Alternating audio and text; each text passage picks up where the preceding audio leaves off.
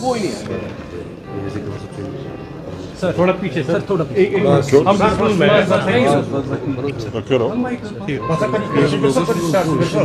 Sir पहले power situation better और better करने की ज़रूरत है। आज के ताल्लुक से जानना चाहिए। दो बात समझिए कि हमारी जो क्षमता रही है पिछले 3 वर्षों में, उसमें 54% की वृद्धि हमने की है। जो व्यवस्था 70 साल में बनी थी उसकी तुलना में तीनों मोर्चों पर, जनरेशन के मोर्चे पर भी, ताकि हम पर्याप्त बिजली पैदा कर सकें, उस पर भी काम कर रहे हैं। ट्रांसमिशन और डिस्ट्रीब्यूशन में भी क्षमता हमारी काफ़ी 3 साल में बढ़ी है। और आज जो 192 करोड़ के प्रोजेक्ट पूरे किए हैं कश्मीर डिवीज़न में, इससे डिस्ट्रीब्यूशन की क्षमता हमारी और बढ़ेगी।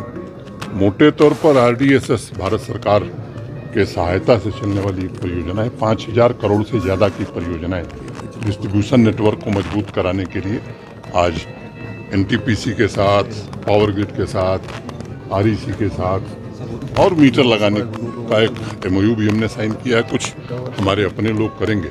मैं उम्मीद करता हूं कि इस परियोजना के पूरा होने के बाद जो 24/7 क्वालिटी पावर का लक्ष्य हमारा है, वो लक्ष्य हम प्राप्त कर सकेंगे। सर, कल एक बार फिर से हमने पुलवामा में देखा कि एक अटैक हो गया, तो क्या सिक्योरिटी सिचुएशन है? नहीं, ये अत्यंत दुर्भाग्यपूर्ण है। इसकी कड़ी निंदा मैं करता हूं। और जिन लोगों ने भी घटना की है, मुझे लगता है हमारी सिक्योरिटी फोर्सेस उसकी चिंता करेंगे। सिक्योरिटी में इस तरह की एक आध घटनाएं निश्चित रूप से लोगों के मन में संदेह पैदा करती है, लेकिन एक 360 डिग्री अप्रोच के साथ सिक्योरिटी सिचुएशन पर हम काम कर रहे हैं। मैं उम्मीद करता हूं कि पहले से स्थिति काफ़ी बेहतर है। हम एक आदर्श स्थिति बनाने में सफल होंगे। एक बात मैं और कहना चाहता हूं, हमारे हाउसिंग अर्बन डेवलपमेंट डिपार्टमेंट ने संपत्ति कर का एक नोटिफिकेशन किया है। 3 दिन पहले मैंने कहा था कि जम्मू कश्मीर प्रशासन संवाद में विश्वास रखता है और सामान्य आदमी को दिक्कत न हो, इसकी हम हर प्रकार से कोशिश करते हैं। मैं आपको बताना चाहता हूं और जम्मू कश्मीर के निवासियों से कहना चाहता हूं कि हमने देश में सबसे कम संपत्ति कर, प्रॉपर्टी टैक्स लगाया है। और अगर मैं आंकड़े आपको बताऊं तो श्रीनगर, जम्मू और बाकी म्यूनिसिपैलिटीज़ को मिला करके कुल 5,20,000 घर हैं शहरों में। 5,20,000, उसमें 2,06,000 घर ऐसे हैं जो 1,000 स्क्वायर फुट से कम है। माने 40% लोगों पर कोई टैक्स नहीं है। 2,03,600 ऐसे घर हैं जो 1,500 स्क्वायर फुट के नीचे है। इसका मतलब कि अधिकतम 1,000 रुपये एक वर्ष में 1,000 रुपये एक वर्ष में, माने 1,000 रुपीज़ मैक्सिमम इन 1 ईयर।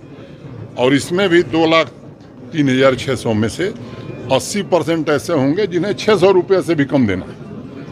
और मैं तुलना अगर शिमला से करूं, अम्बाला से करूं, देहरादून से करूं, तो 1/10 ऑफ शिमला, अम्बाला एंड देहरादून।